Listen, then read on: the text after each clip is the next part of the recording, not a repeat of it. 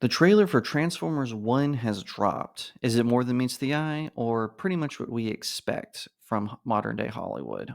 'Cause I've been living life right like I could just die any minute. Going for a ride down the side. Hi everyone, my name is Jacob Berry. Welcome to the StudioJake vidcast where I talk about all things pop culture. Be sure to like, share, and subscribe. Don't forget you can support the channel in my locals community. The link is in the description. Okay, so Transformers. I've been a Transformers ever since I should say I've been a Transformers fan ever since I was a little guy. I used to watch the old 80s animated series on this local station that would rerun 80s cartoons, including G.I. Joe, Brave Star, a whole host of others. And that's kind of how I was exposed to those older animated shows. And I really love them. It's another part of the reason why I love animation as an art form so much. Now, I really got hooked to Transformers thanks to two shows: Beast Wars Transformers, which served as a prequel to the 80s show. And then later on Fox Kids, they had a show called Transformers Car Robots, which was an anime Transformers. But in the United States, it was called Transformers Robots in Disguise. Now, of course, there's been a plethora of other ones that I could talk about: the Unicron trilogy, animated, the Align continuity. Of course, we all know the Michael Bay films, and then the rebooted movies with Transformers Bumblebee and Transformers Rise of the Beast. But Paramount and Hasbro announced that they were working together to create a new series called Transformers 1. It's going to be a film series, an animated film series, and it's going to start over from the beginning. Now, when I first heard that Chris Hemsworth was going to voice Optimus Prime and Brian Tyree Henry was going to voice Megatron, I was a little hesitant. Not because they're not fantastic actors, they both are. They're both very talented in the acting space. But whenever I hear that a Hollywood superstar is going to take on a beloved Saturday morning cartoon character, I always get a little anxious about that. I hate to say that, but that's just how I am. But I decided to suspend judgment and wait till the trailer dropped. The trailer finally dropped.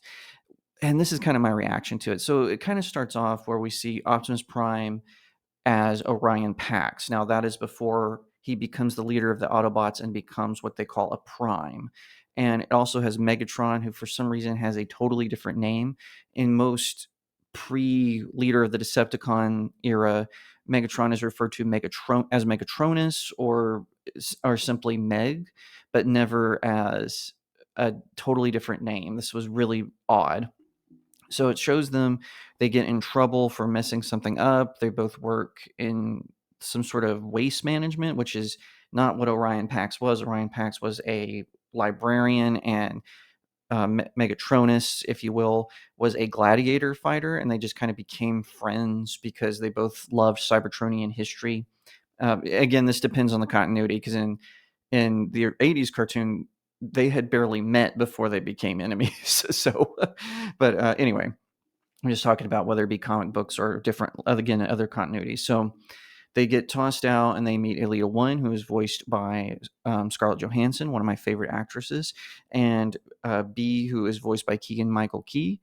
And they can't transform at first, but then they encounter some sort of thing where they get sent up to the surface and then they learn the ability to transform. And from there, it seems like this comical adventure ensues. It kind of implies that the Quintessons, who are these aliens that are kind of shaped like this, and they have tentacles, and then they have rotating faces, some three, some seven, and each face has a different personality. And in which this is sort of based in the 80s continuity where the Quintessons had built the Autobots and Decepticons.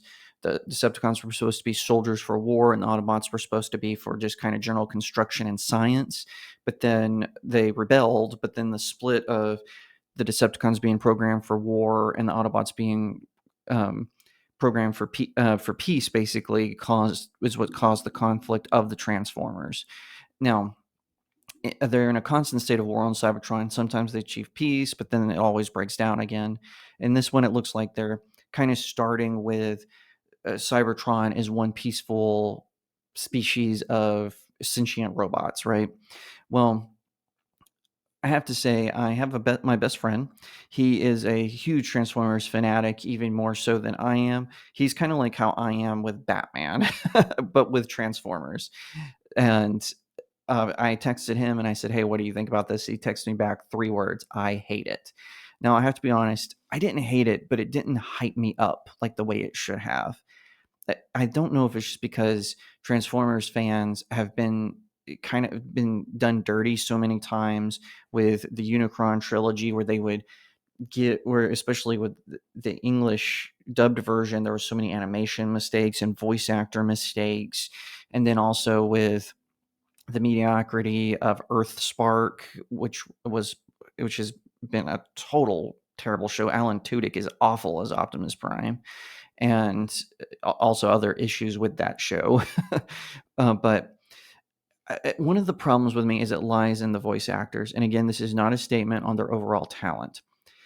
But Chris Hemsworth, it doesn't seem like he is stepping into the role of Orion Pax, early Optimus Prime, or Brian Tyree Henry stepping into the role of Megatron. It feels like Hasbro and Paramount made 2 new characters and then slap those familiar names on them, those nostalgic names, but then built the characters around the voice actors. That's what it felt like. Now, Scarlett Johansson, of course, that's not the case with Alita 1. She was fantastic as far as the trailer goes. She kind of captured the essence of Alita 1. Same with Keegan Michael Key. He really captured the essence of Bumblebee, I felt like. But those are going to be minor characters compared to Optimus Prime and Megatron. And I just think that they did a mediocre job just from this trailer. Now, remember, the trailer is supposed to have the best scenes. It's supposed to hype you up.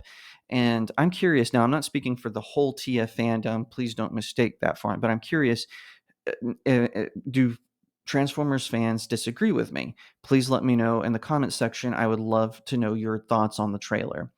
And it seems like this is a modern mistake Hollywood is making over and over and over again.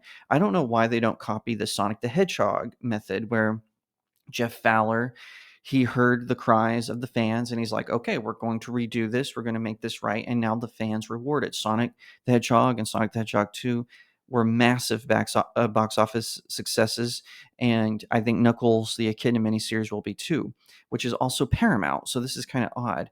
But I hate to say this because I like Chris Hemsworth and Brian Tyree Henry as actors, but they just don't seem right for these roles. And by the way, and I know this is going to sound so self righteous, but it's just how I feel. If Peter Cullen and Neil Kaplan, so Peter Cullen, who's the voice of Optimus Prime and Transformers Generation 1, as well as the Align continuity and other places, as long as he or Neil Kaplan, who was the voice of Optimus Prime in Transformers Car Robots, or RID if you prefer, as long as those two are still alive, there is no reason to cast anyone else as Optimus Prime, especially for a theatrical film. Now, this is a prequel. Obviously, Transformers 1, and according to the trailer, some of it takes place before they can even transform. So maybe they'll bring the two of them in at some point for a later film. But the same kind of goes for Megatron. As long as, um, as long as oh my gosh, Frank Welker is still alive, and as long as um, David K are still alive. So Generation 1 with Welker, K is Megatron and Beast Wars, as well as the Unicron trilogy. As long as those two are still alive, there is no reason to voice anyone else in the role of Megatron. It just doesn't make sense. Now, with the minor characters, it's a little bit differently. There are some that I prefer, like I always will prefer Judd Nelson as Hot Rod / Rodimus Prime from Transformers the movie and then Transformers animated. I will always want him to take over.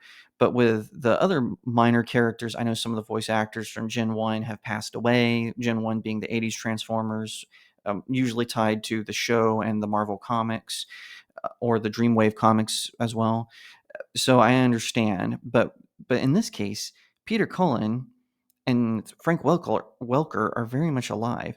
Now, That's not to say that other voice actors haven't done decent jobs, but the two of them are just the best. And like I say, if you need to get someone else, Neil Kaplan or David Kay are the way to go.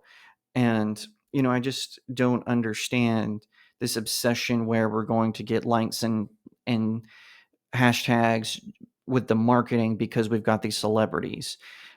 Listen, maybe this movie will be good. I'm really hoping it will be because, like I said, I'm a big Transformers fan. I've been watching the shows, since I was in kindergarten. I've been following the lore. I've read novels. I've read comic books. Dreamwave comics books are still the best. Skybound is off to a great start, but Dreamwave is still the best as far as I'm concerned. It's a shame that company went under. But however you land, which again, please let me know how you feel. Did the trailer hype you up? I really want to know. Now, I do hope that Transformers One is good. I hope it will be an applause-worthy film from Paramount Pictures. Like I said, the animation looks fantastic. It looks sleek. It looks cool. It looks pretty amazing. And I hope what we get is something that is more than meets the eye. Cause I've been living life right like I could just die